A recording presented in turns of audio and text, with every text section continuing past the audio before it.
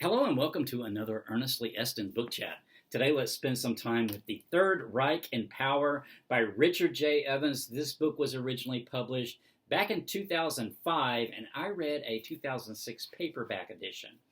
The Third Reich in Power by Richard J. Evans. This is the second volume of a three-volume history of the Third Reich. I read the first volume a couple of years ago, and I have been meaning to read the other two volumes ever since, so I'm glad I finally got around to this one. This is kind of a whopper. Part of this in the back, though, is actually footnotes, but there's still over 700 pages here. So needless to say, I'm not qualified to teach this. This could be a semester's course. This covers the period between 1933 and 1939. I thought I would approach this chat sort of similar to how I chatted the first of the volumes, which I will link to down in the details below. And that is just by sort of pulling out a few interesting things that I took away from the book. Covering this period from 1933 to 1939. This is the time from Hitler taking power, ultimately consolidating his power in 1933, up until the invasion of Poland in 1939, which begins World War II. And then the third volume in this history covers that period, the period of 1939 to 1945. So anyway, the Third Reich in Power is that period from 1933 to 1939. So the first thing that was really struck me about this was how fast everything moved. This is really only a 6.5 year period, right? 1933 to, I think it was like September of 1939 when Poland was invaded. So not a real long time as far as history goes, but a lot happened during this time. So Hitler consolidated his power very, very quickly.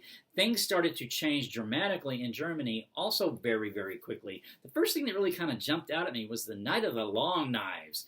So I'd heard of the Night of the Long Knives before. The Night of the Long Knives actually was from June 30th, the night of June 30th through July 2nd, 1934. So about a year after Hitler had taken power, he had a purge. There was a purge of many leaders of like the SA, leaders that he felt were not loyal enough to him. These were all people who had helped him actually achieve power. And so there was a purge, and by purge I mean murders, political murders all across Germany. It all happened overnight. People were literally drug out of bed and either killed or taken to a concentration camp. So that sort of abruptness, I hadn't really realized about the Night of the Long Knives, how that kind of came out of the blue to these people. They did not see it coming, and how the population reacted to it, largely okay with it. It was justified to them because of the need to restore order. They were so sort of like... it was explained in the first volume, coming from this period of time where there had been just terrible inflation, in addition to the normal depression that was going on worldwide at the time. So there had been a lot of instability within the country beforehand, and so people were really longing for stability, and they sort of rationalized it this way, and I thought that was really sort of interesting. And then, the way that the National Socialists, once they took control in 1933, how quickly they moved to sort of infiltrate every aspect of daily life. I mean, every aspect. So in Volume 1, we talk about the labor unions were eliminated and talked about in the previous volume, and all political opposition, like political parties, really basically ceased to exist.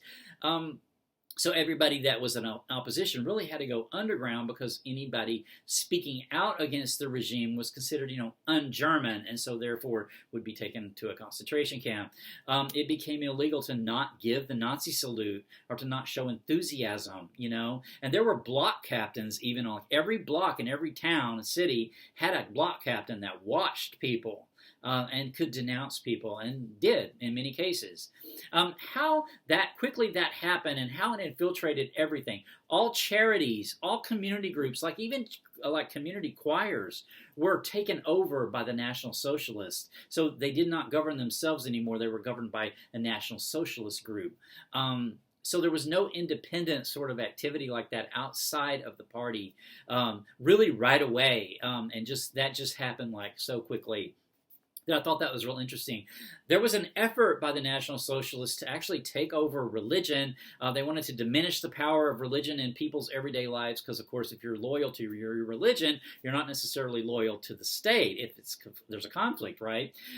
This did not work out so well. He did try. The Catholics were a minority in Germany, the Protestants the majority, and so there was an effort to sort of take over the administration of the Protestant wing there, Protestant Christians, that kind of backfired. It didn't really work, and ultimately they gave up. The Catholics, the same thing.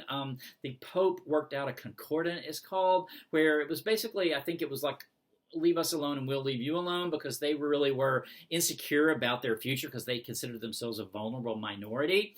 And so the effort to to take over the control of the churches and religion did not succeed quite like Hitler and the National Socialists had hoped, although they did. They did infiltrate lots of aspects like charities and the church schools and things like that all came under the dominion of the National Socialists.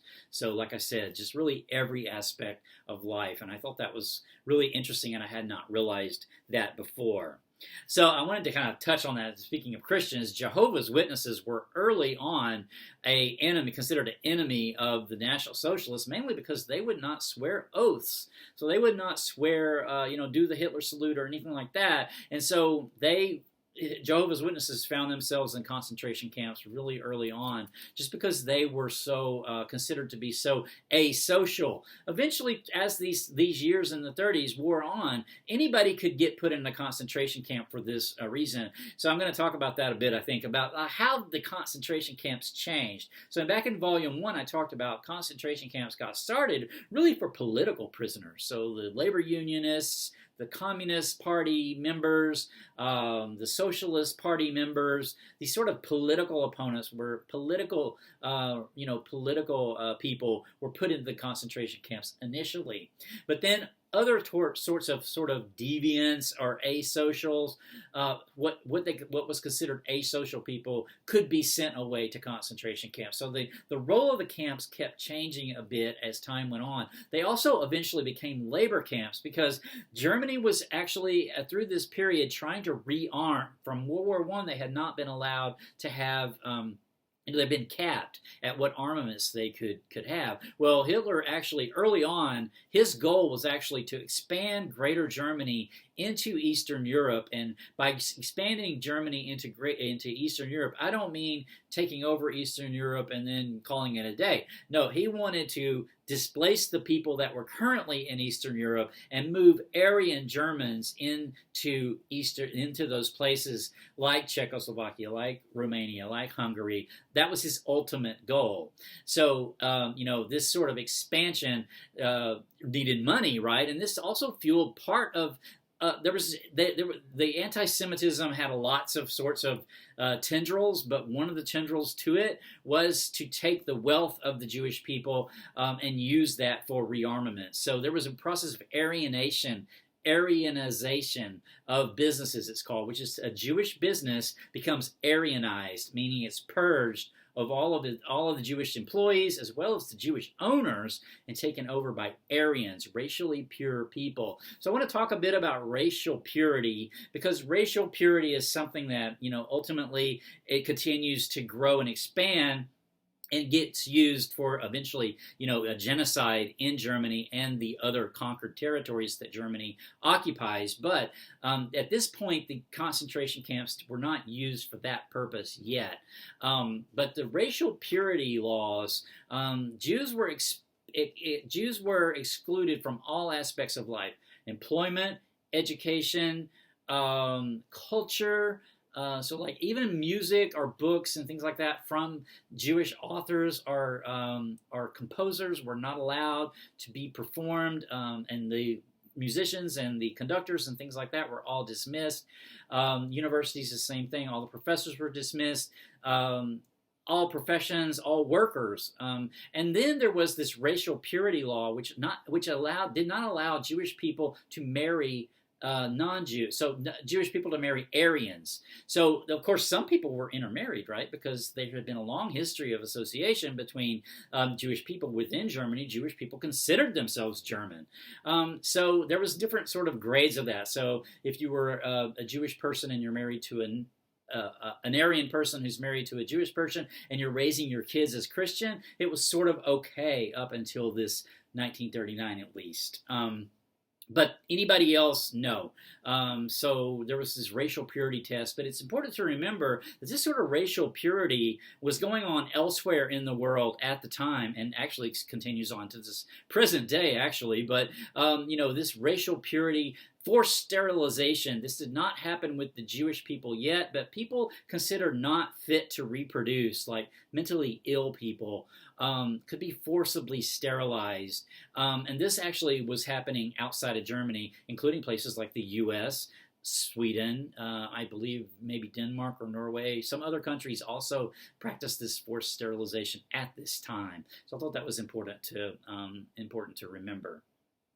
So the experience of the Jews, I mentioned a bit about how they were systematically excluded from literally every part of life during this period of time. Ultimately, in 1938, there was this Kristallnacht. It was the night of the broken glass. It was a countrywide pogrom that was sort of unprecedented violence against Jews at this time. Mostly property violence, but still hundreds of deaths also occurred at the time. But it ultimately was a coordinated effort by the National Socialists to coordinate violence across the country without really seeming to the outside world. They didn't want the outside world to think that they had coordinated this, but they did.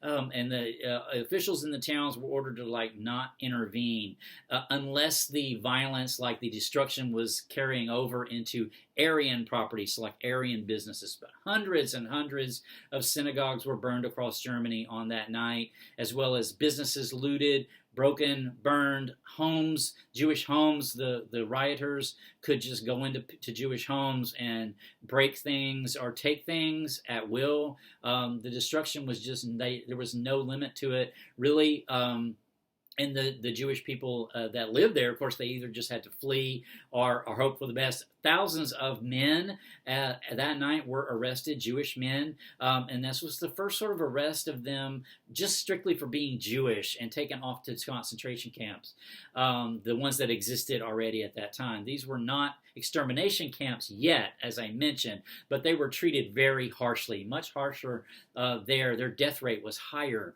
than the other prisoners of the concentration camps of this era. All right, so the territorial expansion, I'm going to run out of time, but I thought this was also interesting. How, Germany first expands into Austria, then the Sudetenland into Czechoslovakia, then into Czechoslovakia itself. And then, the other powers, for various reasons, and the reasons are complicated, they weren't just ignoring it, but they had their own reasons for not intervening, but they did not intervene. So Hitler really thought that going into Poland, that no one was going to intervene, that Britain would ultimately not intervene in that. But, of course, they did ultimately draw the line with that. So when Hitler did march into Poland, Britain did declare war, as did France. Subsequently, the Soviet Union, however, had created a pact with Hitler, so they let it slide because they took some territory from that effort as well. All right, I think I'm out of time with this chat. I think I want to just leave this chat with the thought that, can it happen here? Yes, it can happen. This sort of thing can happen anywhere. This particular set of things that happened were unique to this time and place. True. But the bones of it, the sort of the drives, the prejudices that people have, the ways that they were manipulated by government and others, their sort of hatreds and their irrationalities and their desire for stability. Sometimes, it overpowered any other sense of morality that they had many over and over again through this period, and ultimately worse was to come. In the next volume, we will explore that. So stay tuned for that. I should be getting to that fairly soon. However, my next chat is more than likely going to be Book 6 of the Dune series, Chapterhouse Dune by Frank Herbert. So until next time, take care. Bye.